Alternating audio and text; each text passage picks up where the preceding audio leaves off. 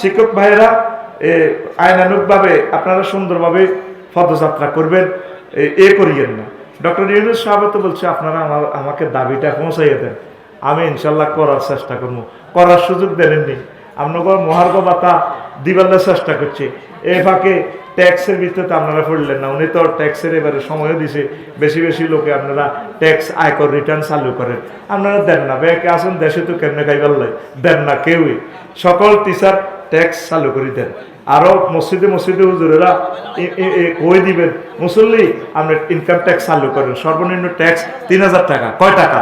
তাইলে 5 লাখ মসজিদে ইমামেরও যদি ট্যাক্সটা নিজেরটা চালু করতো, বলে এমন মরে গেছি এমন গেছি, আমি ইনকাম ট্যাক্স চালু করলাম, 5 লাখ করদাতা বাড়তো। মুসল্লির সভাপতি কেশিয়ারের যদি বলতো, আঙ্কেল দেশ থেকে তো নিলেন, যদি আপনি ট্যাক্স দেন, এই ট্যাক্সের পয়সা থেকে রাস্তাটা ফিজ হবে, একটা পাথরের সোয়াব যদি আপনি পান অনেক সোয়াব পাবে। রাষ্ট্র বিমান কিনবো, বিমানে করে মানুষ হজে যাইব, সোয়াব পাবেন। এইভাবে ওলামায়ে কেরাম এই রাষ্ট্রের এই কল্যাণ জিনিসটা বুঝাইতে হবে। তা আমার মাদ্রাসা শিক্ষকেরা পুলিশে হামলা করছে, নিশ্চয় কোনো ঘটনা ঘটছে, তবে শিক্ষকেরা সম্মানী, প্রিয় পুলিশ, তাদের গায়ে হাত উঠাইয়েন না। জ্যাম যদি সৃষ্টি করতে লাগে সুন্দর করে বাধা দিবেন, উশৃঙ্খলতা করিয়েন না। আশা করি গভর্নমেন্ট আপনাদের দাবি মানে নিবে। পড়ে আমিন।